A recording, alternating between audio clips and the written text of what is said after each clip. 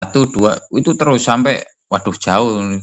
Kalau semakin ke jauh itu bisa kontemplasi kita. Makanya kan kadang orang yang makanya Gusnya itu kalau ngendikan kalau bilang lek ngomong acara projection dukun itu lebih jos, lebih fasih, lebih lah pokoknya. Kalau bicara masalah astral projection atau meraka sukma, karena dukun itu sering melakukan meraka sukma memang untuk mengakses katakanlah masa lalu, maksudnya itu yang dulu pernah terjadi gitu loh mbak, histori cerita gitu loh. Nah makanya banyak kan tampilan-tampilan atau tontonan di YouTube atau di televisi dulu di sini tuh ada perairan, terus ada kayak rumah, ada gini dan itu. Nah itu adalah salah satu teknik atau cara meraka sukma, tapi itu sudah masuk ke yang ranahnya lebih jauh. Jadi kita bisa mengakses sampai sejauh itu. Itu loh. Cuma katanya Gusnya sebenarnya meraka sukma itu nggak penting dan sangat berbahaya. Memang saya akui meraka sukma itu bahaya, Mbak. Iya, fisik lemah, Mbak. Yang pertama fisik lemah, kalau kita keadaan kurang perbendengan kurang bagus, makanya Gusnya itu selalu menginstruksikan raga sukma itu boleh dilakukan kalau memang benar-benar urgent. Sangat penting sekali baru melakukan raga sukma, dan itu tidak boleh lebih dari 15 menit. 15 menit itu kesuwen misalnya. Sebenarnya ketika 5 menit atau 3 menit itu sudah cukup. Kalau memang apa yang kita tuju, apa yang kita cari sudah ketemu, segera balik. Karena memang dikhawatirkan kalau itu sihir aktif dan dukun itu tadi masih memantau kita, masih ibaratnya itu kita tuh dipantau sama dia. Nanti khawatirnya jalan baliknya kita itu ditutup sama dia. Ditutup, ditaburkan, akhirnya kita nggak bisa balik. Makanya kalau meraka sukma itu kata Gusnya kalau memang itu enaknya itu sama teman. Jadi kalau kira-kira kondisimu biasanya gini, kalau saya sama teman itu lek 5 menit aku durung balik boleh ono. Ini saya maksudnya aku boleh ono. Berarti bu aku kecantol bu kemana itu mungkin aku dalam keadaan ono masalah gitu loh. Kalau 5 menit aku durung balik, maksudnya durung balik, belum sadar gitu loh, maksudnya belum sadar untuk astral projection tadi. Makanya harus ada teman, karena ya waktu saya astral projection itu sempat langsung setelah astral projection langsung ketarik serut ke bawah ke danau, dan itu langsung diserang. Waktu itu langsung masuk saya serut, itu hampir saya kira kayak meninggal aku mbak. Nah akhirnya nggak bisa bernafas, semakin saya melawan semakin nggak bisa bernafas, terus kayak hampir mau meninggal memang. Ternyata saya waktu itu langsung teringat Gus Ama, saya bilang, Gus ini gimana ini, saya nggak bisa keluar, kula mboten saged medal dugi perkiraan ini. Terus ada telingan di telinga itu bilang ismuzat gitu loh. Akhirnya Gusnya itu ismuzat gitu. Akhirnya saya ismuzat terus, Allah. Setelah ismuzat itu langsung saya kembali ke permukaan dengan sangat cepat sekali dan keluar dari danau tersebut. Akhirnya saya bisa bernafas. Setelah itu saya kembali terus buka mata. Masya Allah. Iya itu nyata itu mbak, memang benar. Itu teman ya mbak Matrokim itu yang tahu. Itu sendirian atau berdua mbak? Itu waktu itu berdua itu nangani kasus di pesantren itu. Jadi saya waktu itu langsung karena memang sulit untuk ditemukan itu, akhirnya saya langsung astral projection. Jadi media itu sangat sulit ditemukan karena memang ini sifatnya pesantren, sangat urgent sekali. Akhirnya saya astral projection saya masuk. Setelah masuk ke dimensi tersebut itu langsung saya ke bawah ke danau, langsung kesedot, langsung masuk ke bawah ke danau itu. Tadi langsung kesedot ke dalam danau. Itu kata temen itu Saya itu kayak gimana ya? Kayak orang nggak bisa nafas gitu loh. Ya fisiknya itu kayak orang nggak bisa nafas. Iya, iya, Apa iya. ya bahasa Jawanya itu megap-megap gitu loh, Mbak. Megap-megap ya. Heeh, megap-megap gitu. Ya secara fisiknya ya gitu megap-megap memang. Hmm. Nah, setelah itu ya itu tadi saya anu sama Gus Sama, ngerobito sama Gus Sama, saya bilang, Gus ini gimana saya ini? Kalau terus-terusan gini bisa meninggal saya ini. Nggak bisa bernafas. Akhirnya Gus Sama bilang ismuzat gitu. Ismuzat, ismuzat. Di telinga ini bener terdengar ismuzat, ismuzat, ismuzat gitu. Akhirnya saya ismuzat, Allah itu semakin cepat naik ke atas. Setelah itu kembali bisa bernafas, ya itu tadi. Nah makanya kalau teman-teman ingin meraga sukma itu gimana ya? Ya harus pikir-pikir ulang. Iya, iya. Makanya ya nggak apa ya, kayak ya memang dibutuhkan kalau memang sangat urgent sekali. Makanya LPG itu dituntut untuk bisa meraga sukma itu salah satunya yaitu tadi. Kalau memang benar-benar urgent sekali dan dibutuhkan, baru kita meraga sukma. Kalau tidak dibutuhkan, jangan sering meraga sukma karena itu akan mengganggu kita. Kalau nggak percaya bisa dibuktikan. Kita Hmm. sering meraga sukma, dikit-dikit meraga sukma, dikit meraga sukma. Kita lama-lama akan ibaratnya jalan atau kunci ini akan dol, Mbak. Maksudnya dol itu apa ya? Kayak kalau bahasa Jawanya itu lecek gitu loh, Mbak. Inji, inji, inji. Nah, itu akan gampang terbuka. Makanya salah satu ada teman kita itu di LPG itu gampang terbuka dia memang.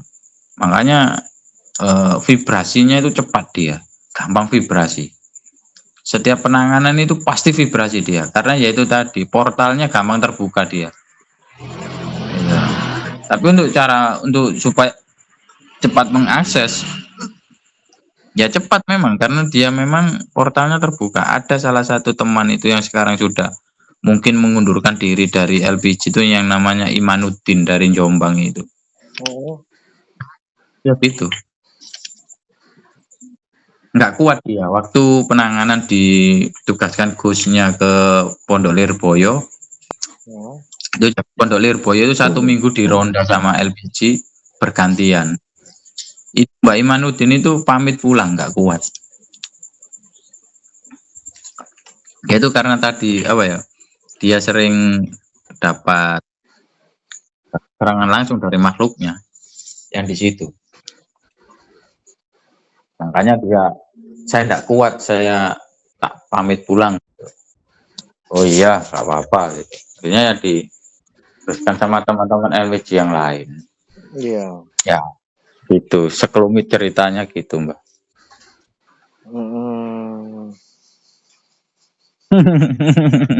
Berarti Mbak, waktu kejadian ini kemarin ya, sampai dukun nyerang Lirboyo itu sampai 10 ya kata Pak Sirot ya. Iya, banyak. Makanya itu kan, waduh, sampai di ronda 7 hari itu. Gantian itu sampean. Pak Sirot ikut juga ya? Banyak yang ikut itu waktu itu karena kan ya memang sangat, waduh, sepanjang jalannya itu sihir tok semua, Mbak. Makanya kan harus dibersihkan. Kalau dalam 1 hari nggak mungkin gitu loh. Jadi bergantian. Terus kalau datang lagi ya di handle lagi. Kalau datang lagi ya di handle lagi. Ibaratnya gitu sampai benar beres. Gitu. Ya kayak Kiai Afifuddin Muhajir itu juga gitu. Dari Lirboyo sendiri enggak ada apa Mbak dari Kiai yang bagian itu? Nah makanya kan khazanah keilmuan di Nahdlatul Ulama itu kan banyak, Mbak. Kiai itu belum tentu bisa sowu itu banyak. Iya. Gitu kan. Makanya kan di NU itu ada Kiai Sembur ya Kiai Sowu itu. Memang khusus bidangnya dia menekuni Sowo. Yang ngaji juga bisa, cuma dominan di Sowoknya. Iya. Ada yang di keilmuan, ngalim, di fikih, di tafsir dan sebagainya itu juga banyak. Makanya ada jalurnya sendiri-sendiri gitu loh, Mbak. Iya, Ada iya. jalurnya sendiri-sendiri. Nah, untuk bagian yang ini ya memang ya bagiannya Kiai Sowo ibaratnya gitu. Iya. Karena apa ya? Kayak putranya almarhum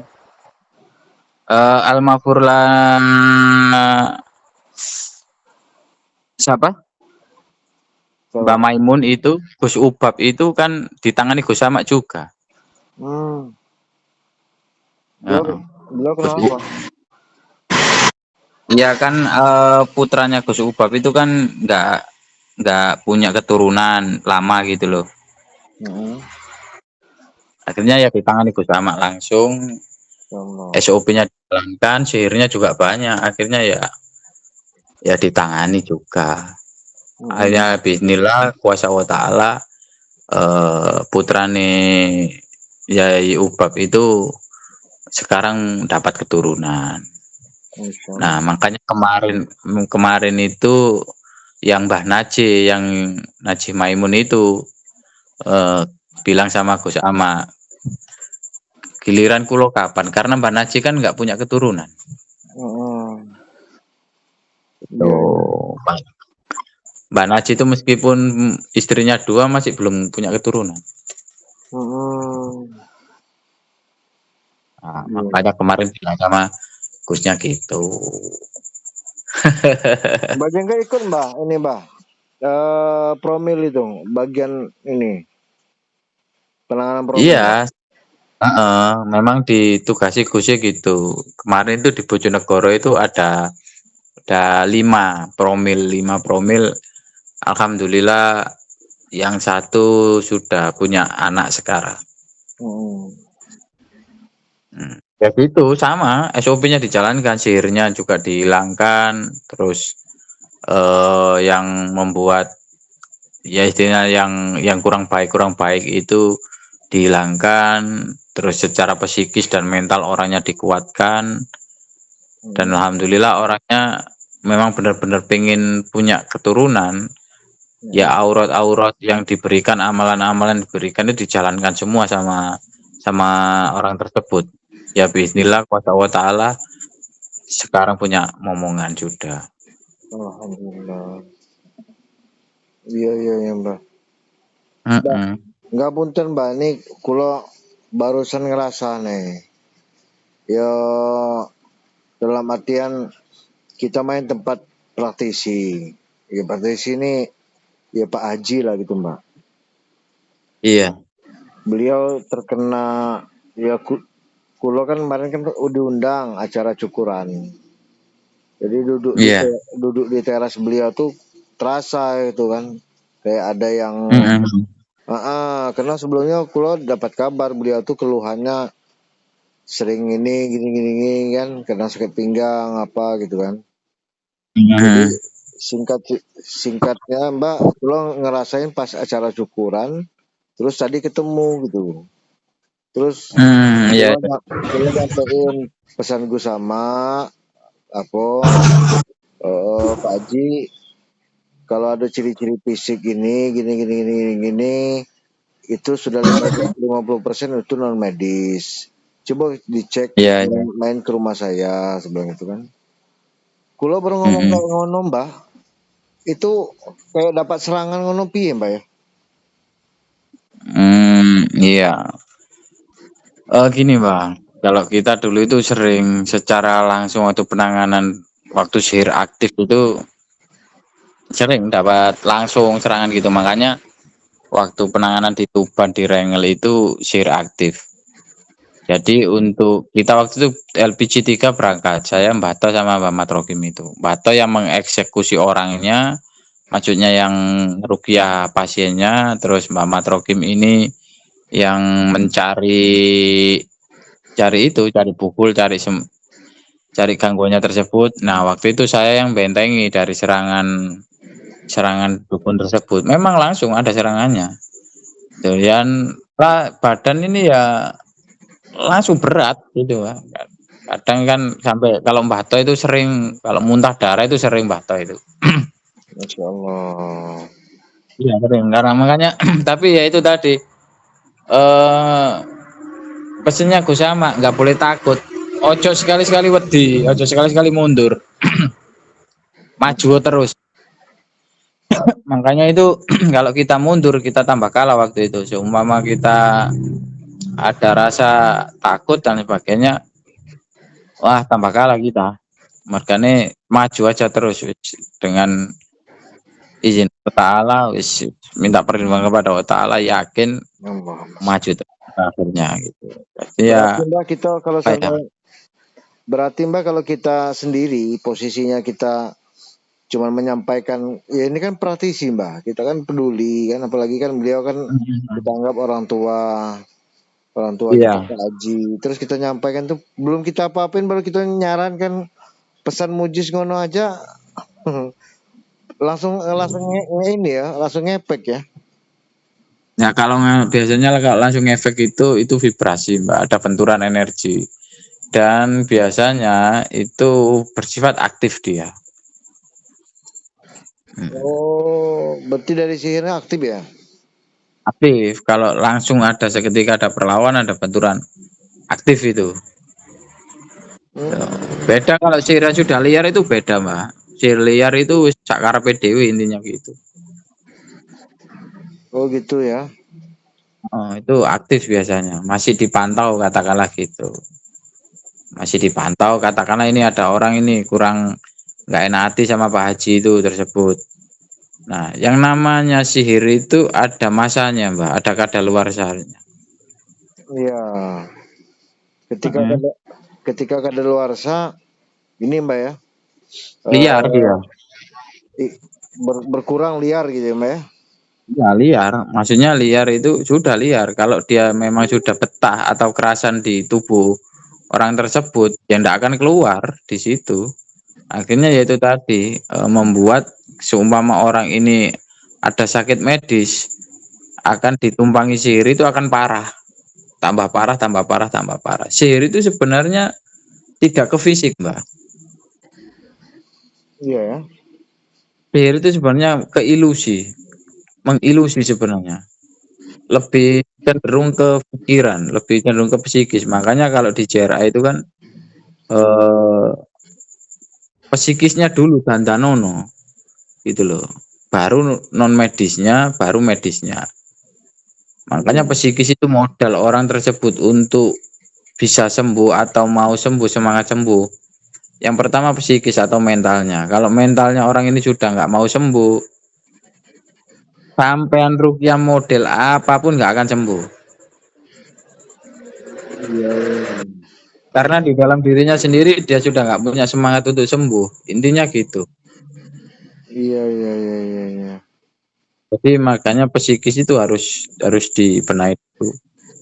Itu sudah sering disampaikan oleh Gus Ahmad dan itu sering kita apa ya kita lakukan, sering kita pokok intinya orang ini kalau psikisnya ngedown ya psikisnya dinaikkan dulu, disemangati. Iya. Gitu, biar dia semangat. Nggak apa-apa. Makanya kan kalau jenengan ada waktu ke situ langsung kayak ada serangan dan sebagainya, bisa melakukan itu termasuk tingkat kepekaan jenengan tinggi. Dan termasuk portalnya juga terbuka. Iya, termasuk ya itu tadi makanya perlu apa ya perlu ditutup di ruya mandiri ibaratnya gitu. Iya. Kulo ini ya jujur ya memang belum selesai. Kemarin kan udah kulo cek kan berapa ini. Kan baru sekitar 3 hari yang lewat lah. Jadi rukmannya masih jalan. Cuman kulo pas main ngono loh Mbak.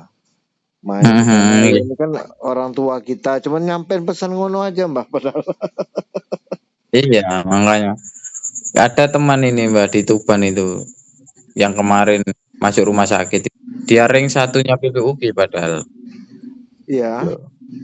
Biar ring satunya Gus Ama pada waktu itu. Iya. Disuruh Gus Ama, kamu jangan meruqyah selama setahun. Hah? Dia itu di dikasih tahu sama Gus Ama, dilarang meruqyah 1 tahun dia sama Gus Ama. Heeh. Disuruh fokus ke dirinya sendiri. Awakmu fokus nang awakmu dewe selama setahun, ojo ngeruqyah wong gitu. Nggih. Tapi ya yang namanya praktisi ya gitu loh ya wis ndablek intine. Dia nangani sana nangani sini nangani sana nangani sini. Kemarin itu masuk rumah sakit dia. KO. Di oksigen sampean. Iya, iya, iya. Makanya Gusnya ya Allah Gusti gini waktu waktu tahu wis tak kandhani kok ojo ngeruqyah setahun ojo nangani uang setahun gitu loh. Awakmu iki marekno sik gitu loh. Makanya gini Mbak, kalau saya ngasih dosis atau anjuran ruqyah mandiri itu nggak ada batasnya kalau saya. Nggih. Sama pasien itu sampai kapan Mas? Yos terus gini. Loh, Sampai masa sembuh. nggak ada loh. Meskipun sampai sembuh, ya tetap lakukan gini. Sama nggak gitu Mas? Iya, tetap lakukan. Lakukan ruqyah mandiri meskipun nggak setiap hari. Kalau memang dalam keadaan kita ada gangguan kan memang ada dosisnya 11 hari, 9 hari, 3 hari, 5 hari kan gitu. Nah, kalau memang waktu dosis tersebut usahakan memang rutin setiap hari. Kalau memang sudah cek atau dipastikan sudah beres, nah baru seumpama 1 hari ruqyah mandiri, 1 hari tidak nggak masalah. Atau seminggu ruqyah mandiri 3 kali atau 2 kali nggak masalah. Yang penting lakukan ruqyah mandiri, jangan tidak sama sekali. Kalau saya memberikan anjurannya gitu, Mbak. Dan itu yang dilakukan orang-orang yang pernah saya tangani, alhamdulillah bismillah ya sampai sekarang sehat-sehat saja. Hanya sehat-sehat saja, nggak ada gangguan non medisnya lagi dia. Ya sudah lama alhamdulillah. Nggak sampai kembali pun itu sangat sulit sekali karena ya itu tadi energi Al-Quran sudah ada di dalam tubuhnya. Iya. Benar-benar. Gampang gitu loh Mbak. Kalau orang wis gampang kayak teman-teman itu sebenarnya kalau mau gampang ibaratnya itu power Al-Quran itu sudah resap. Katakanlah ayat-ayat ruqyah itu setiap habis sholat itu baca ayat-ayat ruqyah itu. Ayat-ayat ruqyah yang di buku panduan itu baca. Ibaratnya kalau di Jihnu Jami'ah Ismu Haq Nahdlatul Ulama itu sebagai zikir wiridnya gitu loh, sebagai wiridnya. Kalau saya dulu gitu sering, maksudnya sampai sekarang pun sering setiap baca sholat itu ayat ruqyah saya baca. Apapun saya baca. Nah, karena yaitu tadi kadang waduh banyaklah kasus gitu. Orang ketemu kita langsung apa ya kayak salah tingkah dan sebagainya. Kalau orang itu benar-benar bermasalah, makanya enaknya ngecek itu gampang kalau kita sudah menyatu dengan ayat-ayat ruqyah tersebut. Kalau orang ini benar-benar bermasalah, ketemu kita itu pasti gelisah dia, Mbak. Iya. Pasti gelisah dia. Ketemu kita tuh gelisah dia. Kayak gimana ya, nggak enak, maunya itu menghindar terus gitu. Nah, itu bisa dipastikan orang ini aduh bermasalah orang ini. Nah, enaknya gitu. Maksudnya itu kalau kita mengamalkan atau sering membaca ayat-ayat ruqyah tersebut dibuat rutinan setiap waktu sholat. Iya. Gampang-gampangannya gitu, energinya sudah ada sendiri. Jadi kita nggak perlu ikut regi, nggak perlu ikut kundalini, nggak perlu ikut tenaga dalam dan sebagainya. Energi Al-Quran itu sudah ada di dalam diri kita sendiri. Dengan cara itu tadi mengamalkan.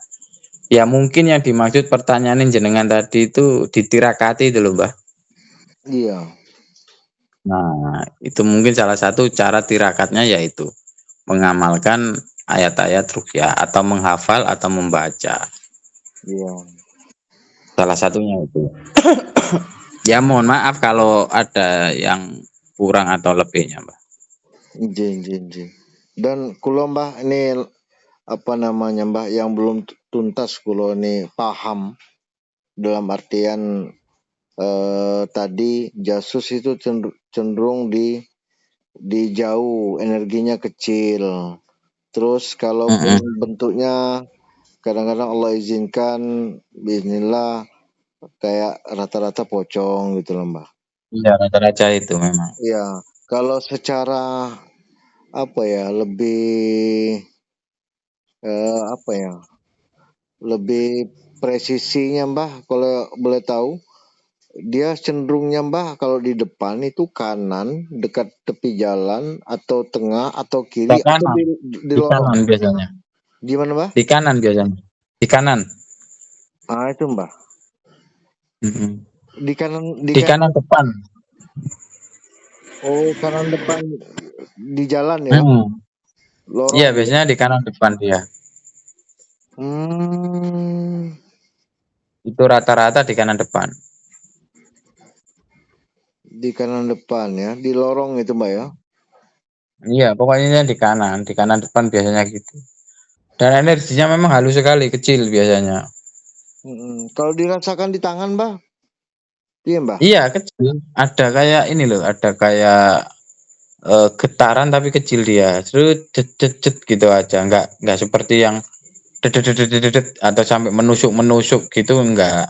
Ya cuma ada det gitu, cuma sangat kecil sekali dan itu memang butuh tingkat atau kepekaan yang ya agak lumayan untuk mengakses dia. Cuma gampang sih sebenarnya untuk mengakses dia itu gampang sekali. Ya itu tadi palak anas saja sudah bisa tiupkan ke tangan.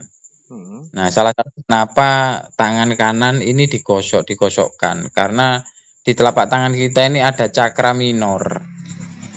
Nah, cakra minor ini kalau aktif, cara mengaktifkannya yaitu tadi dikosok-kosok.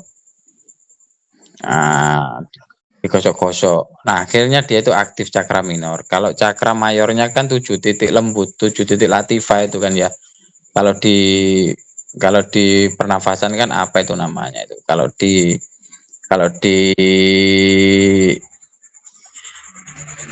agama kita yaitu yang disebut dengan 7 titik lembut, titik latifa itu tadi.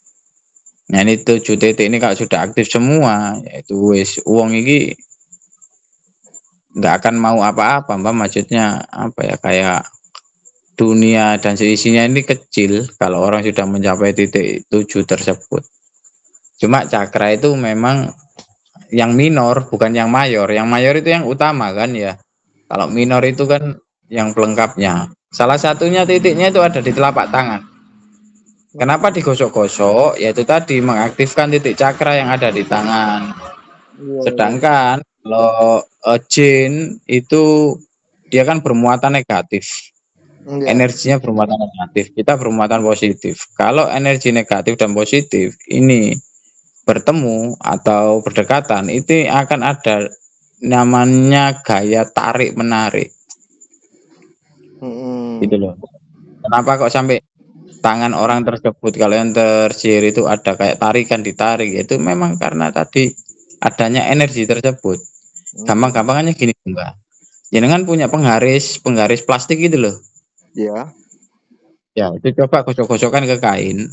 Setelah penggaris itu panas, coba tempelkan ke rambut jenengan, pasti akan terangkat rambut tersebut. Iya.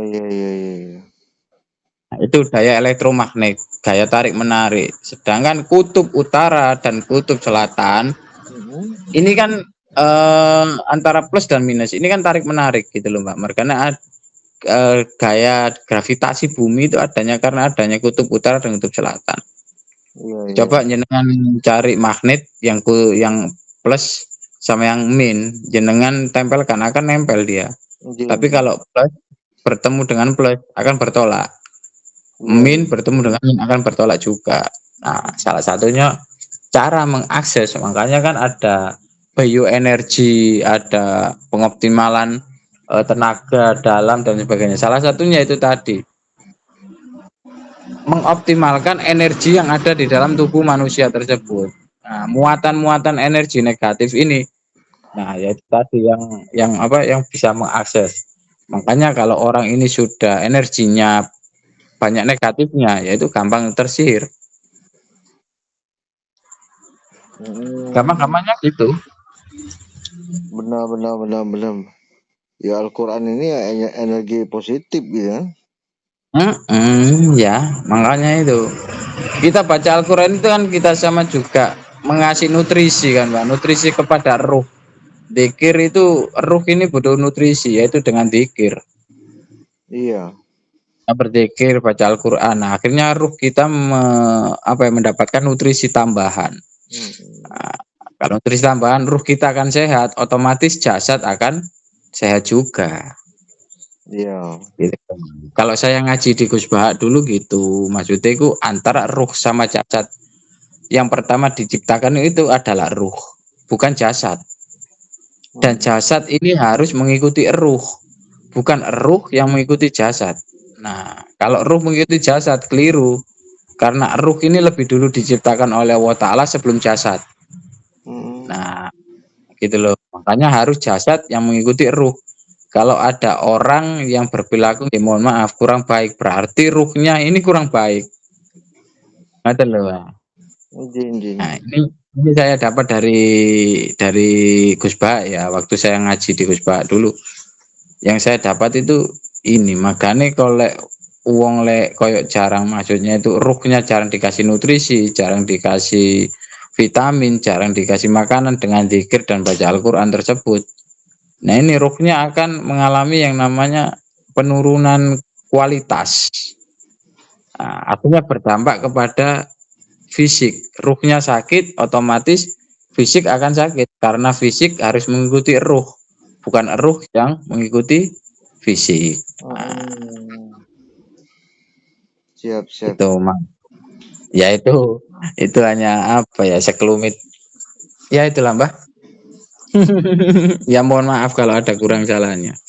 Jin jin jin. Alhamdulillah Mbah nih kulo nih berkenaan dengan apa nih selama ini kan yang dikatakan paham tapi kurang jelas kan pahamnya di mana ternyata ya itu tadi alhamdulillah ya tower ada jasus sumber atau buhul ada jasus ternyata jasus itu ndak di situ ya.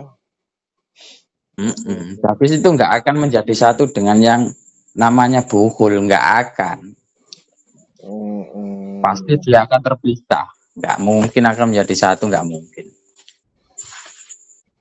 Gitu loh. Pasti akan terpisah dan letaknya pun akan terpisah. hmm, Soalnya dia hanya bersifat CCTV kok, bukan bersifat eksekutor. Kalau yang bersifat eksekutornya yaitu tadi, ya medianya tadi itu. Media itu kan dirapel, dikasih energi, dikasih muatan, yaitu muatan jin tadi. Makanya kalau yang sudah parah, katakanlah sihirnya sudah parah, khotam dari santet tersebut atau sihir tersebut itu sudah ada di dalam rumah. hmm, Nah, misalnya gitu. Kalau gampang-gampangannya itu ciri-cirinya itu kalau sihir ini sudah ada di dalam rumah, hmm. gampang-gampangannya itu rumahnya ini energinya panas. Meskipun itu dingin, tapi energi di dalam rumah itu panas. Iya Itu iya gampang-gampangannya. Terus lebih gampang lagi banyak benda elektronik yang trouble, yang rusak. iya iya iya iya. Iya. Entah itu televisi, entah itu jam dinding, entah itu lampu yang sering mati. Hmm. Salah satunya itu. Karena Terus memang energi dari bir itu energi panas, dia mengakses energi panas. Makanya Rasulullah kan mengingatkan kita, kalau kamu tidur, padamkan semua lampu. hmm. Gitu loh. Iya. Makanya cirinya apa sihir itu kadang lampu itu apa sampai meletus ya, tewar sampai dan sebagainya. Nah, itu karena memang dia mengakses energi panas. Sedangkan lampu ini kan panas.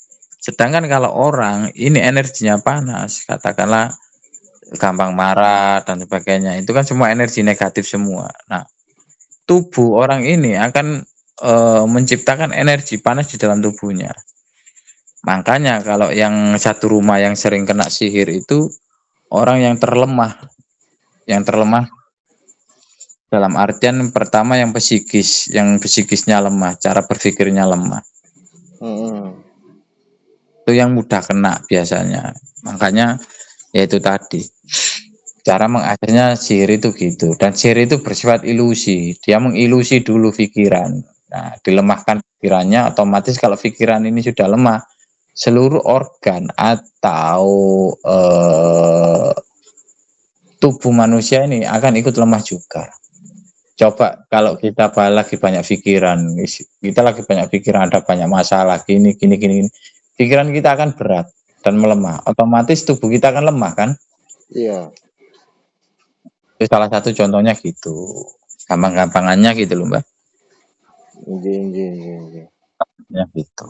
Sangat bisa dipahami loh, Mbak. Nah, makanya kalau bisa dipahami itu kan enak, kita mau mau penanganan, mau apa itu gini. Nah, jadi lebih mudah gitu loh, Mbak. Tapi ya balik lagi ke yang ditangani, apakah mau melakukan SOP-nya. Kebanyakan pasien yang gagal dalam pengobatan ruqyah ini rata-rata mereka tidak menjalankan SOP, pasti itu. Iya. Jalankan saja SOP-nya yang di JRA ini. Ketemu jalan kesembuhannya. Bismillah, biasanya gitu. Iya. Insya Allah. Tergantung niat juga pasiennya. Kalau kuat niatnya, benar psikisnya, tadi ketembakan. Kita kuatkan motivasi segala macamnya, insya Allah sembuh. Dia contoh Mbak ya, contoh terakhir ya dari saya. Ada orang kena psikis total. Orang ini kena psikis total, udah dibawa kemana, dikasih apa. Ya karena memang ya mohon maaf, mungkin yang nangani nggak tahu kalau orang ini kena psikis total. Waktu itu dibawa ke saya, tak cek gini. Oh, psikis orang ini gini. Tak sarankan apa? Ternyata tak suruh kasih uang. Iku blonjone kurang gitu loh. Maksudnya blonjone kurang itu dia ada masalah di masalah keuangan. Coba kayak kasih uang. Maksudnya kasih uang itu rutin dan sebagainya. Akhirnya dicoba sama keluarganya. Sembuh Mbah langsung seketika. Langsung sembuh sampai sekarang sehat walafiat. Gitu loh. Aduh, di rupiah itu maksudnya. Di rupiah. Iya, di rupiah. Di rupiah itu benar ini. Makanya kan kita harus tepat diagnosa, makanya itu tadi. Kalau orang psikis dibawa ke medis, ya percuma gitu loh. Psikisnya yang sakit kok, bukan fisiknya. Beda lagi kalau fisiknya.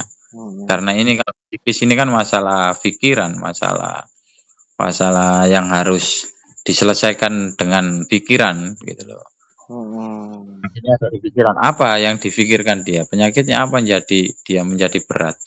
Yaitu tadi ya memang tak lihat kayak wong iki butuh rupiah ini. Akhirnya keluarganya tak bilang kayak ono duit ini, waras ini. Masa dikasih duit, masa dikasih uang? Iya, coba kasih uang. Insya Allah sembuh dia. Akhirnya dicoba dikasih. Biasanya dikasih 100, dikasih 300 sekarang. Sembuh Mbak besoknya langsung seketika. Wis nggak ada gini, wis langsung normal wis bisa beraktivitas seperti biasanya. Wis gak lemes maneh, wis langsung normal, bisa cuci pakaian, bisa gini. Wis wajahnya itu sudah berubah, wis guyang-guyu dan lain sebagainya, intinya itu. Bisa tersenyum lebar. Akhirnya ya sampai sekarang. Nah, makanya itu loh, Pak. Pentingnya diagnosa itu tadi, makanya Gusnya kan Lek diagnosamu akurat, diagnosamu insya Allah akan tahu apa yang harus kamu lakukan tahu. Iya, iya, iya. Kamu nggak akurat, wis gak mari-mari, gak ketemu-ketemu. Makanya kita dulu itu belajarnya itu diagnosa, Mbak. Diagnosa, belajarnya diagnosa. Bukan belajar langsung gini, enggak. Makanya gurunya dulu bilang, diagnosamu matang nose. Engko insya Allah akan gampang, kedepannya akan gampang. Lek kayak masalah ini, masalah ini, masalah gampang itu. Memang praktisi itu kayak teman-teman praktisi itu kebanyakan menyepelekan diagnosa. Gitu loh. Dia mengandalkan apa yang ada di pikirannya. Dalam artian pikiranku ini, terus instingku gini. Dia mengandalkan insting, bukan mengandalkan diagnosa apa yang terjadi pada orang ini. Nah, makanya proses interview atau tanya jawab itu sangat penting sekali. Iya, Ya gitulah, Mbah. Matur suwun nih Mbah, udah banyak ilmunya disampaikan. Mbah, kulo boleh nanya terakhir lah Mbah. Boleh. Kalau bisa jawab. Buhul luar, buhul dalam, terus buhul dalam jasad seseorang. Buhul dalam jasad seseorang nih Mbah, pasca kita mungkin ya pasca kita penanganan lah, istilahnya tuh kita dapat serangan, terus serangan itu berdampak sakit, terus kita buang non medisnya, tapi sisa energi sakitnya masih ada, atau bekas lukanya luka dalam lah gitu Mbah. Kalau kena hujan pedang, tetapi pedangnya tidak nampak, tapi ya terasa ngono loh Mbah. Kena tombak segala macam Mbah. Itu kadang-kadang ibaratkan sel darah itu rusak gitu loh Mbah. Kena sempat ditumpai oleh mereka kan gitu. Ya balik lagi Rasulullah ngabarkan inna syaitan ya jadi minal insani ya jadi dam itu. Artinya apa, dia masuk dalam darah kita, darah kotor kita itu menjadi buhul atau sarang dia. Jadi berhubungan dengan itu, ada hubungan dengan otot, saraf, segala macamnya. Pertanyaannya ketika kita terapi Quran, terus bismillah non medisnya sudah keluar, terus kita bekam medis lah ya, istilahnya itu darah kotornya kita buang, itu insya Allah tuh ya bismillah sembuh total lah, seperti itu. Ya, bisa. Pertanyaannya, kalau kita ketemu orang yang dibekam, ada ciri-ciri non medis, tapi dia kita bekam. Terus muncul bahasa semaput gitu, apa namanya? Semaput itu kayak pingsan gitu dah. Iya, bahkan kayak kemasukan gitu loh Mbah. Jadi kayak ini, kayak kesurupan gitu tadi ya. Ya kayak nak kemasukan, lemes gitu nah, kayak hilang, kayak mana ya? Kayak mau pingsan gitu loh Mbah. Pertanyaannya Mbak, apakah ini ada hubungan Mbak, yang darah itu sebagai buhul, darah kotor tadi, yang itu sebagai buhul, darah yang rusak tadi, ketika kita ambil rumahnya, ya jinnya ngamuk gitu. Jadi dibikin gini. Kalau masalah dibekam, waktu dibekam dia lemes atau mau pingsan, itu bisa dicek kadar gulanya Mbak. Yang pertama, kalau dia kadar gulanya kurang, biasanya dia akan pingsan. Satu, ya. Terus? Nah, kalau masalah sisa energi, memang bekam itu sangat efektif sekali untuk mengambil dari sisa-sisa tersebut, karena bekam atau hijamah itu adalah pengobatan terbaik ya. Kita tidak memungkiri, itu pengobatan terbaik yang diberikan Rasulullah kepada umatnya. Contoh dulu itu ada orang dibekam kesurupan ada. Nah itu titiknya, makanya kita kalau membekam itu kita perbentengan dulu. Kenapa banyak tukang pijet, tukang apa yang tiba-tiba mijet, bahkan tukang bekam sendiri mengalami banyak serangan serangan gaib dalam artian gitu, karena mereka tidak melakukan perbentengan. karena mereka tidak tahu orang ini terkena sihir dan sebagainya. Dan waktu kejadian orang itu kesurupan, waktu itu ada di titik kahil. Iya. Nah, di titik kahil itu diambil darahnya, nggak bisa keluar. Maksudnya itu memang salah satu ciri orang ini terkena sihir bisa dideteksi lewat bekam memang. Biasanya darahnya akan sulit untuk keluar. Oh gitu ya. Iya. Nah, setelah itu kalau gitu bacakan ayat ruqyah, pegang titik kahilnya, bacakan ayat ruqyah, udah standar bisa. Nah, waktu mau kita ngambil darahnya, bacakan ayat penarik, inna wali ya waladina jalkan mata suluhin aina mata kunyat dibikumullah jami'a inna walakum syai'undir. Itu sering baca sambil narik kopnya, insya Allah akan darahnya mudah keluar. Dan itu waktu proses itu dia kesurupan, ngeblank. Lucu kan ya, orang dibekam kesurupan. Iya Mbak. Dan itu Mbak sampai ada yang keluar asam Mbak. Iya, makanya itu salah satu apa ya, yaitu tadi bekam pun itu bisa apa namanya, bisa menangani sihir, itu bisa, memang iya. Makanya tadi itu siapa, Mbak Maslihan Pati itu kan spesialis ya kan, itu kan terapis bekam kan. Kemarin kita Maslihan Pati. Iya. Tadi kan masuk ke rumahnya Mbak Dani terus keluar kan gitu loh. Maksudnya mungkin pembahasan, kalau pembahasan ruqyah kayak gini, beliaunya kurang apa ya, kurang tertarik karena memang faknya atau kalinya dia memang di terapis gitu loh. Bukan di ruqyah, memang kaliannya di terapis. Kemarin itu beliau itu menyampaikan banyak ilmu sekali yang kita terima dari beliau. Saya tanya waktu itu, Mbak Maslihan, apakah bisa menutup portal dengan cara berbekam?